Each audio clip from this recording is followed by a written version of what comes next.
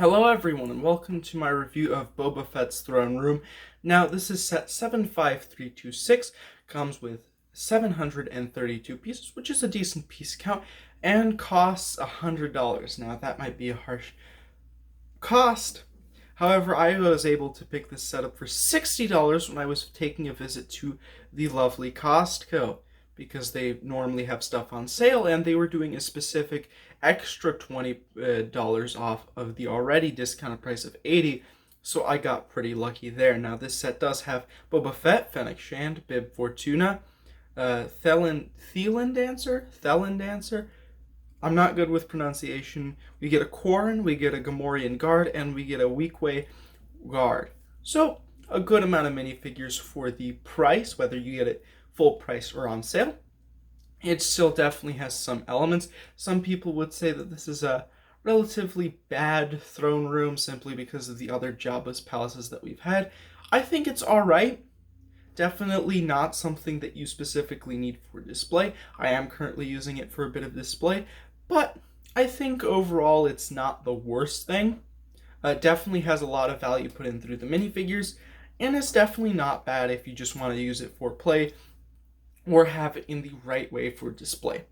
But let's look at the back, because it shows us a little bit of the details of the set, how we have a fully operational door, we have a little bit of ways to open it up at the top, there's a way to access the little kitchen area that we have that's behind the throne room itself, which is pretty nice. We've got ourselves a little seating area. We've got a way to kick Bib Fortuna out. We've got the secret weapon stash, and we've also got the angry staircase, which is going to knock you off no matter who you are. So let's jump into the minifigs. First of all, we do have ourselves a very good looking Boba Fett. Just ignore basically the jetpack and the helmet. But starting off, we do have some gunmetal gray legs with his yellow knee pads there, looking absolutely fantastic. Moving on up, we have a little bit of fabric detailing, which takes us to his utility belt, which is this deep brown with a little bit of pockets and utility space for him there.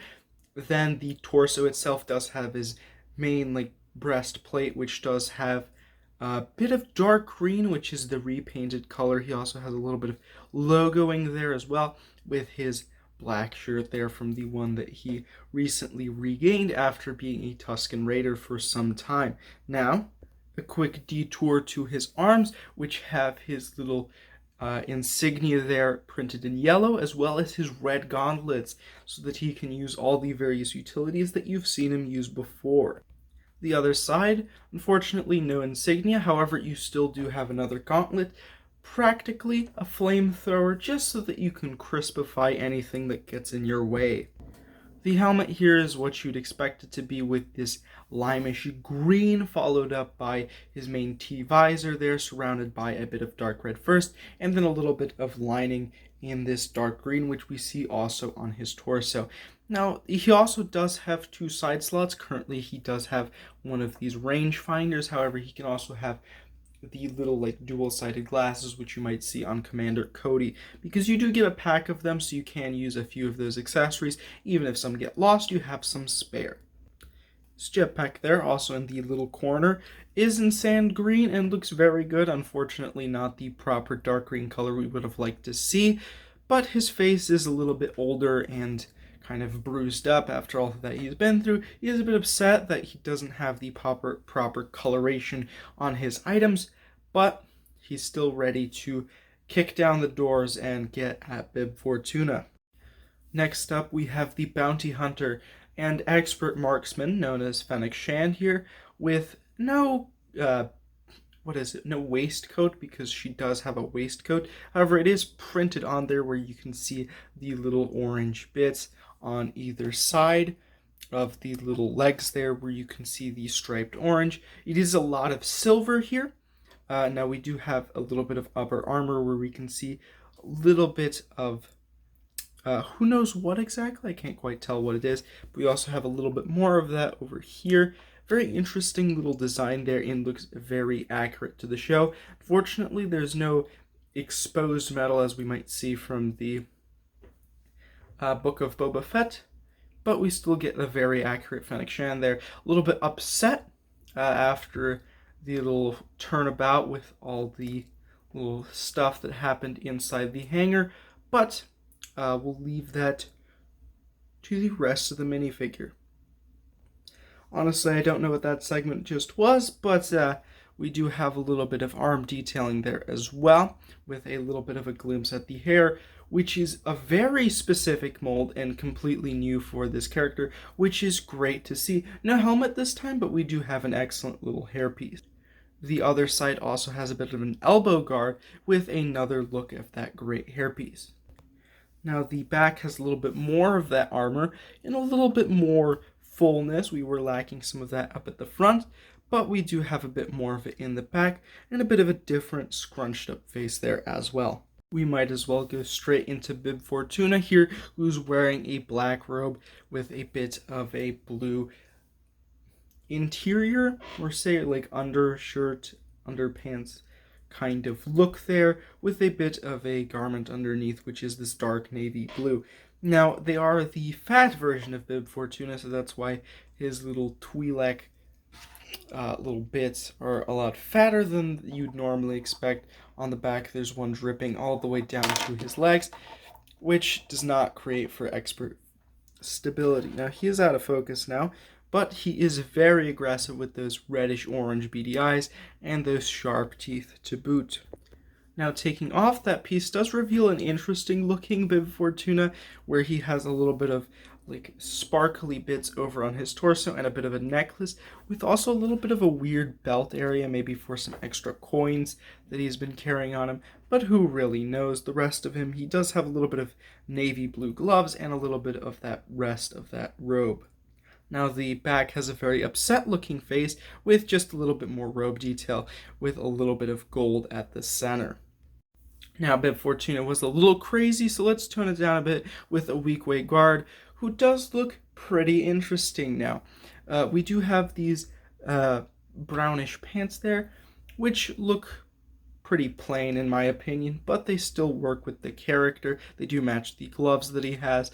Now in his main torso though, he does have this burnished sand or dark tan color, which does fit the kind of jacket aesthetic with a little bit of lighter sand coloring or tan coloring over on that side of him. Now it does look like he kind of has an exoskeleton, but that's just the armor that he's wearing with a little bit of a headband belt style there, with his two little end hair bits, because they do wear or have these strange little ponytails going on around the side here, which looks pretty good, must say. Or it could just be some Wookiee hair ties, like how Boba Fett has some. Who knows, really? I'm assuming that's just his hair, though. Now, the weak way guard here does have a really wrinkly face, but that's just the species there in action, with a bit of a plain expression there. The back, though, physically has his hair, and it does match the front, but who really knows if the front was his hair or if it's something else. But that basically is just a repeated pattern of the front, except we actually have the connections to the hair on this side, which does look very good, but that's our weak way guard. Now we can't forget our confused Quarren here, who does have themselves some white pants with a little bit of robe kind of sticking out at the bottom, or just some strings, who knows, they might want to have a little bit of rope on them at any time in case they want to go catch some fish. Now they do have a little bit of a tool belt which connects onto the pants, and they have a little bit of a gray kind of vest, because we do have some dark tan arms there, and his face, being a squid and all, does have a little bit of a drippy mouth with a little bit of a beak, I would assume. I believe that's a beak. And then we also have these little horn extensions, which are supposed to be ears, and kind of a bumpy little head. Now the back is pretty plain head-wise, but we do have a little bit of detailing there with that dark tan and a little bit of that dark gray. As underneath, if it was actually in focus, you can see that they have a little bit of a headband scarf there, as well as a little bit of a name tag or some kind of stamp there. Maybe they're being shipped somewhere, who knows, but still a very nice character to get. Also get a character that many people probably weren't expecting, myself included, with this character. Now, this character does wear a bit of teal there, which isn't typical for Star Wars, but it still looks very good. We do have a little bit of white that goes with it, and a little bit of one of those suit collars, which does extend a lot. I must say it's very large, the collar, but in itself it does have a little bit of a fancy button there at the center. Now, their head is a bit angry. I must say they are very flustered at something, and they have large pink hair there to go with it. Because remove the hair and all you see is thorns.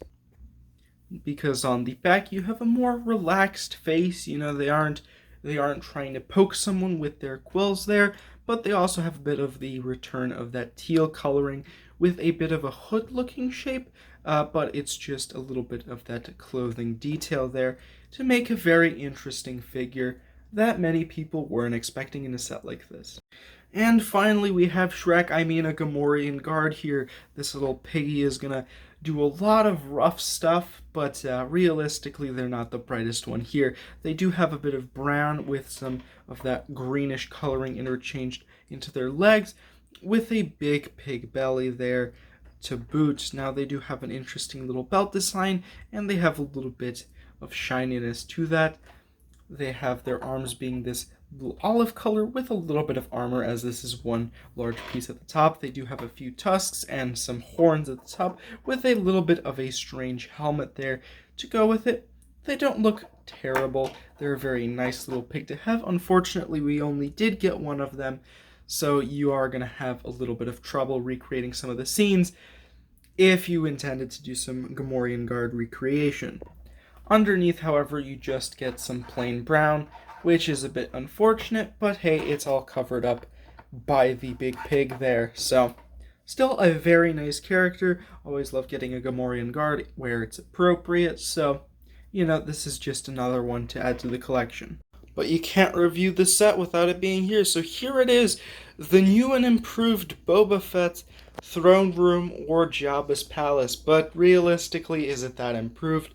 Because it's not the grandest spectacle that one might expect from building of this side. You do have yourself a little bit of a snake outside, but it is a little bit sad at points. You do have the little eye that can extend to make sure that the person is welcome. You do have a little bit of a turret up at the top just in case you've got some intruders coming. Doesn't really work if your intruder is unscathed, but you can lift it up. Might be a little bit difficult, but you can lift it up, move the eye up just in case so that it doesn't fall, and there you go, the doors are open. You do have a little bit of a roof area, which if you turn it around, gives you a little bit of an outpost space with a set of binoculars. However, you can't really use it if the door is in the way. But still, you do have a little bit of a control panel and a mug there. Not sure why the mug's there, but it's there if you want it. And also, if you look, there is that switch where if you move it, you do get a little bit of stair action there. So if we put ourselves a little bit of a Quarren there on the stairs, we can just knock them off. A little bit of a play feature. It's not the craziest thing in the world, so if you're expecting the grandest spectacle of a play feature, this might not be the set for you. We also have a little bit of decorative pieces here with our retractable throne room. Now, this throne room does have a bunch of details, like a lot of food and cupware around the table, because Bib Fortuna is not going to move to get their food. We also have some engravings there with the little Rancor heads, as well as a little spot for a Rancor pit. Not that there really is one in this set, but if we move this out of the way, we can find a little bit of a weapons rack hidden underneath the little seat with maybe some Beskar, but we can slide the chair in there on the little hooks that it has on the side, placing it in there stiff as a rug. Now, it is pretty easy to slide in now, which is good. You don't want to have a difficulty taking that out. Now, this roof here does have some thermal detonators, which is nice. You have some extra bombs in the set if you wish, and the seating area itself does have a bit of a drink and a light. Nothing too special. You can fit at least 3 minifigures in here. If you want to cram more in, you can just take them all, shove them in there, and everybody can have a good time. But realistically, it's pretty small, but we still have an entire kitchen to discuss. Now, if we move this over, spinning it around, we can take this whole section, and if we push a little bit, we can open it up to reveal the bar area and the other area for the food. Now, we do have a little bit of a chicken roaster, which you can spin around to make sure that your chicken is fully cooked. We've got some spare bones, and also another table with some drinks, along with a crate, which we can have better access to if we open up these doors. Taking that crate off, we can find a little bit of a gem there, putting it back, just because we don't really need it at the time. Okay, so the video kind of broke a little bit, but the other side does not have a little bit of storage space, which is pretty interesting. It does have another seat, though, so that's pretty nice. But back to the bar area here, where you can see a little bit of disco lights with a little bit of a control panel to turn them on and off, and a little bit of a bar area where you can kind of store some extra kitchen supplies like this pan here, or just get some alcohol if you're really feeling it. But you might say, well, isn't there something else that you can tell us? And realistically there isn't, because it's quite small. To be fair, you don't really have that much to really talk about, because unfortunately this set, although it costs $100, doesn't really have that much to offer. It is definitely something that you'll be like, okay, this is definitely fun. I've got my minifigures, I've got Boba Fett here that's gonna sit on the throne, and it's like, well, I've basically used like 50% of the play features. So that's the unfortunate side of this set. So realistically, this isn't the best display set because, well, it's a little bit ugly. It's not the grandest thing that you can kind of just pop in there and be like, okay, I'm satisfied with this. But it also just doesn't have enough play features. You can kind of just have some people be like, okay, Boba Fett, your time on the throne is done. Bib Fortuna's coming back from the dead, apparently. And then it's like, okay, well, he fell off the throne, but he wasn't even sitting on it properly. And then you're basically done, which is pretty unfortunate. So I would advise not really going for this one right away.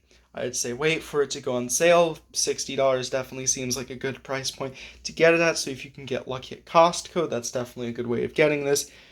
But aside from that, it's not really the greatest thing, so it's quite fitting that the recording in itself broke, because the recording was trying to save your time by saying, you know what, this isn't really worth it. You should maybe look for something else, because we've definitely got a lot better sets for $100 out currently. You can definitely get the Scythe, which is pretty good. You can go in and bump up to 140, and you can get yourself the ATT, which is, I believe, back in stock. So there's definitely a lot of good stuff currently out that you can definitely buy instead of this. So I hope you enjoyed. See you next time. Bye.